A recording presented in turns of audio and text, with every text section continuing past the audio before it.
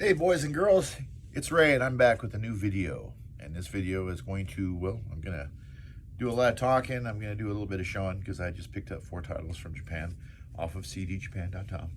And I'd like to share those with you. So let's get into that. First new one I got is the Acoustic Sounds SACD series, Cannonball Adderley. What's this one? Quintet in Chicago. So once again, I've talked about this ad nauseum. More than likely, these were the same masters that were used for the Acoustic Sound series vinyls. So they just cut them to DSD, I imagine, or they just made a DSD copy, one off from the tape, and they used those for the SACDs. I'm thinking that's what they did. Okay, these are also shim SACDs, so they're going to have that crazy green ink on them. I haven't opened these yet, so let's go ahead and just rip into them real quick. And I will show you. Yeah, that, I think that's like the Shoyu or Anzu or whatever. It's a green ink that they use. And that's, I guess that's what kind of makes them special, I guess. I don't know. But, that is a shim SACD. Now the shim CDs are a little bit different. I don't think they use the green ink. They use those for the SACDs. At least I haven't seen one with the CD yet. And I think I've got actually a couple of shim CDs doing it. Yeah, like Def Leppard right here. This is a shim CD, and that one is just your standard, standard CD looking thing right there. I mean, except it's super high material or hard materials that they use. I forget. And then next one I got was Mingus. Black Saint and the Cinder Lady. As I said in my previous video, I thought it was either this one or Mingus times 5. I don't know if times 5 is actually out on that format yet. And then number 78 out of 80 UHQ CDs, Paul Chambers, Bass on Top. That's the newest one that got released. 2 more are coming out to round out the next 80, and there's coming out, we're getting those towards the end of the month. And I said what those were before, but I'll go ahead and say it again. They are going to be, let me check my list here. I do believe Soul Station might be one of them. And there is another. Oh, Midnight Blue, Kenny Burrell. I think those are the 2 that are coming out. I could be wrong. I know Midnight Blue is definitely one of them. And then this one right here, this is, I don't think this is a shim CD. Or shim SAC. Oh yeah, it is. It is Art Blakey and the Jazz Messengers, Just Coolin' on shim SACD. And of course, as you can see, it has that nice green ink. Woohoo. Exciting. But yeah, I haven't had a chance to listen to any of these yet. Although Paul Chambers, Dominguez, and Cannonball Adderley, I heard those all on vinyl. And they sound fantastic, so I imagine these are going to sound just as fantastic. Yeah, an interesting thing about Japan, they keep the formats alive, whereas like I said, in the United States, it's just an afterthought. I mean, the recording artists just don't put any value on CDs, and I think that's the reason why they just make them so god-awful loud, is because they just don't care. I mean, it used to be that artists cared about the quality of the music they put out. It's like, sure, is music today bad? No, I'm not saying it's bad. It's good music, but it's just recorded poorly. There's no dynamics to it. There's no swing. There's nothing. They say, the naysayers say, well, as long as there's an emotional connection to the music. Well, yeah, there's an emotional connection to music, because if you have nothing to compare it to, then you're stuck. I mean, but there's a greater connection when the music has more feeling to it, and music has more feeling when you have actually highs and lows and everything in between, instead of everything just being smushed, or as they call brick-walled. That's a term I haven't heard in a while, but brick-walled. They just brick-wall it. So, they've made videos about it on YouTube. You can go check them out. There's The Loudness War, and that uses a song from, I think it's called Pieces of Eight by Paul McCartney, and he uses that as a demo. That's a really good demo because it shows exactly what dynamic compression does to music. And dynamic compression is something that we should just not accept at all, period. I mean, anybody that wants to say that they're an audiophile and they enjoy quality music, I mean, if you're listening to most modern CDs by modern hunters, then can't really say that. Sorry. It just, music is meant to be appreciated for all its nuances. And when those nuances are taken away, all you have is just something that's just there. That's it. I mean, the artists don't care because most of them were brought up in the 90s. I mean, and yeah, now I'm going to start pulling some names out of my hat. Billie Eilish, horrible compression. A group that I like, Lord Huron. I love Lord Huron, but their music is just compressed and loud. And it's sad because it's like, they think that's right. Because some studio executive told them, it's like, hey, this is what you got to do if you want to get on the radio. No, you don't have to do that to get on the radio. And that's why most of the studios are also remastering things much louder than they need to, because it's what's on the radio. I mean, I got this copy right here of, let's see, where'd it go?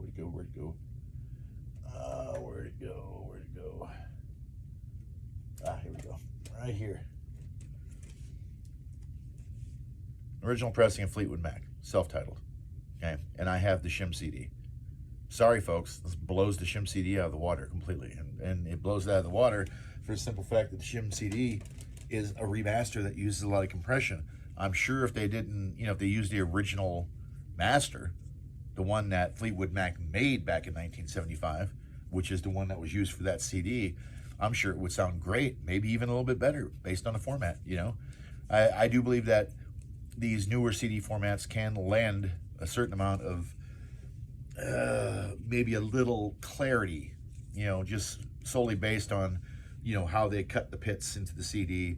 I mean, granted, I know it's just ones and zeros that are coming off the disc, but ones and zeros aren't perfect. Digital's not perfect. I mean, if digital was perfect, we wouldn't have things like, what's the word I'm looking to, what's the one,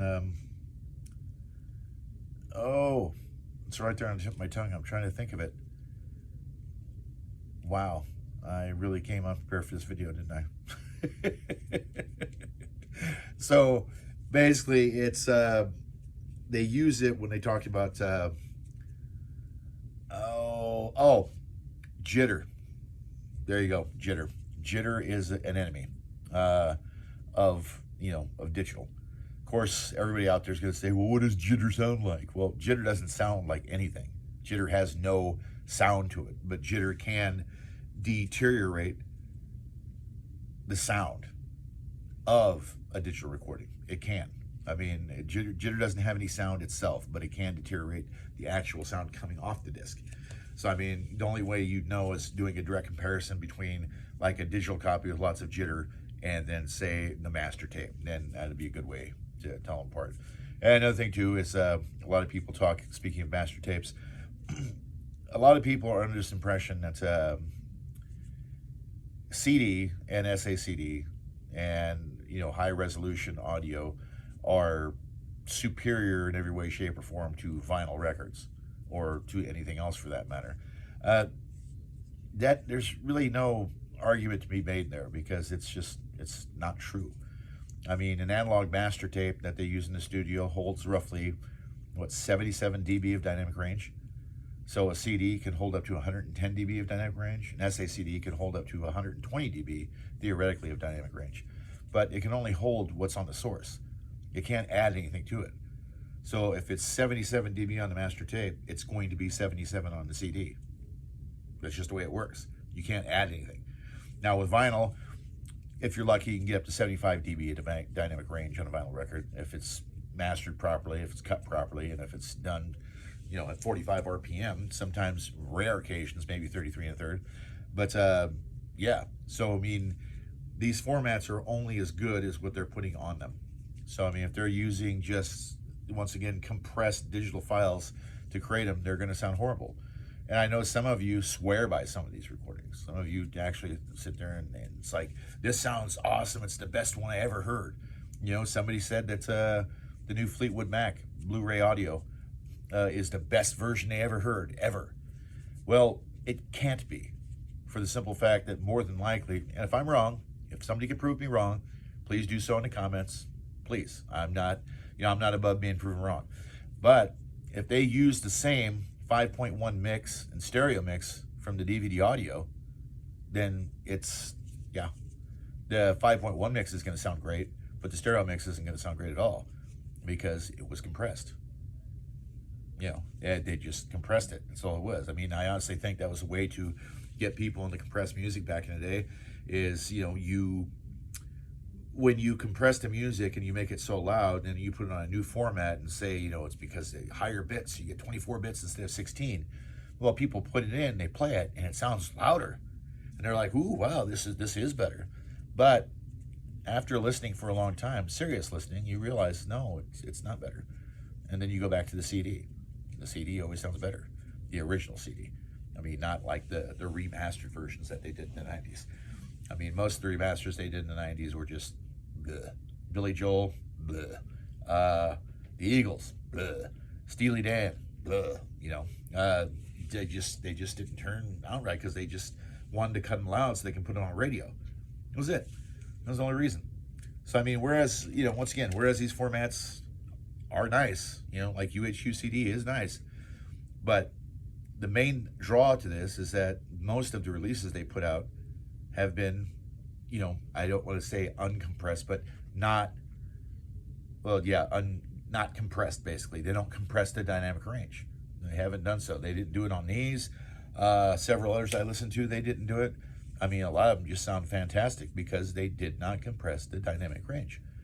If you compress the dynamic range, I don't care what format it is. It could be CD, SACD, UHQ CD, SHM CD, SHM, SACD, Quadio, Blu-ray audio, DVD audio. It doesn't matter.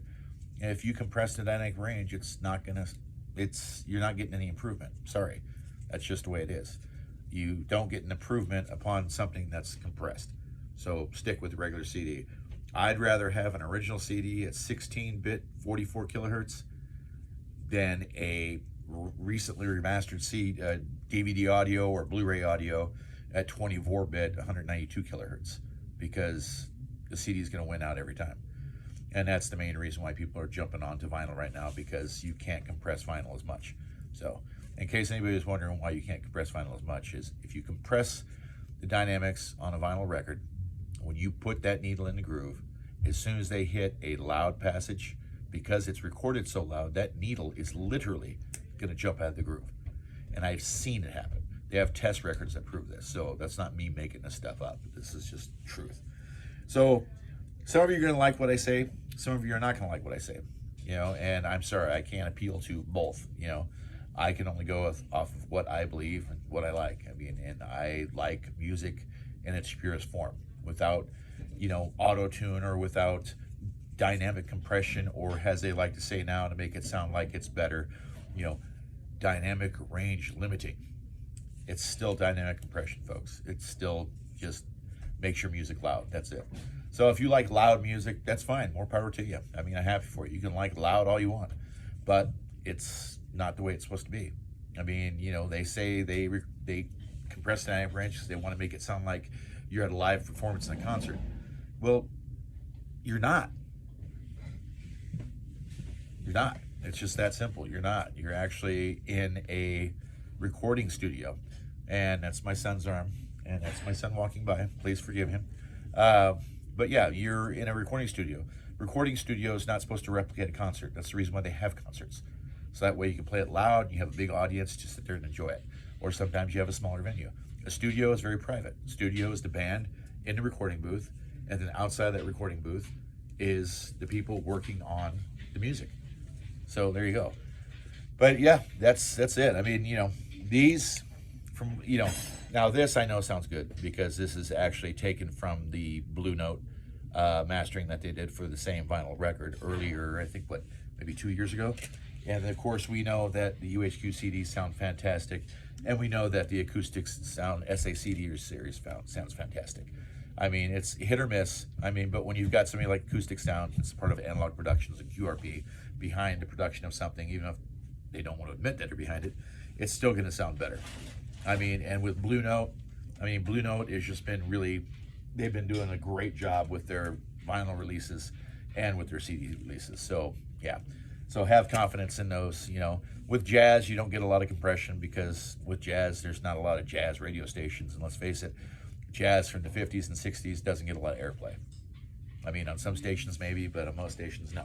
So they're not going to compress the dynamic range to make it loud, so that way the commercials blend with the music. Not going to do that. They do that with most modern music and with older rock. They just love tinkering with it. But anyway, nothing wrong with buying Japanese CDs. Like I said, they're keeping the format alive. We're not. So sometimes they just have to put out whatever they get from the recording studios. I mean, in the case of Blue Spec CD and Blue Spec CDs 2, you're getting Sony that's putting out a lot of back catalog releases that they're compressing the 9-minute range on. I mean, I know some of you are going to sit there and fight me on this and say, well, it sounds good to me.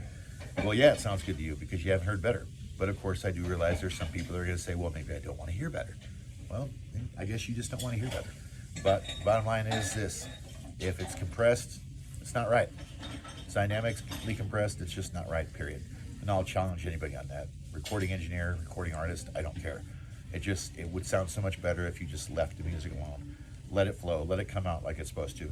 And instead of having some guy that's being told by the studio to sit there and make it loud, grow a pair and say you don't want that. Say you don't want it. I mean, obviously the artists like Taylor Swift, Billie Eilish, they don't care. You know, they've got so many fans already, they don't care what anybody else thinks, let alone audiophiles. They don't really care what we think at all. But the studios, as far as the catalog releases, we could push them to do better, to do a lot better, you know? And the only way it's going to happen is if we get together and we do it. You know, I'm one person. You know, maybe I can make a difference, maybe I can't. But, you know, if you want to enjoy music on, you know, your system, if you have a great system, you know, like here, I haven't shown anybody my system yet, so let me put my phone out here and I'll show you. So, I have the Zoo Audio Soul 6s right here. Okay, right here I have my Denon DP3000NE direct drive turntable. I have my Yamaha CDS 2100, and then I have my Yamaha AS 2200, and in front of that I have my Black Ice Audio Fusion F35 2 integrated amp, and then I have my Blue Sound Vault, which I rip a lot of CDs to, and then for each speaker I have a Rel T7X backing them up, and then all my wiring is by Kimber. You know, I like to think I have a decent system. I mean, I'm sure there's a lot of you that have a system that's much better than mine, but I like to enjoy the best. I mean, and that's the reason why I try to get the best. I mean, when it comes to CDs, I like to get the best. When it comes to vinyl records, I like to get the best. Why skimp when you don't have to? Why skimp indeed? I'm not going to skimp on my vinyl releases, and I'm not going to skimp on my SACD releases either. Why skimp? If you're going to spend that much money on your system, why not feed it the best? It's that simple. But anyway, folks, I mean, you know, there is a button down there below called like, and there's another button called subscribe.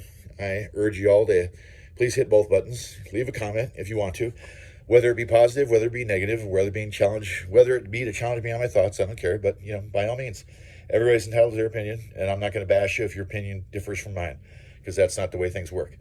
So enjoy this video and have yourselves a great night, and next week we'll do it all over again. Bye.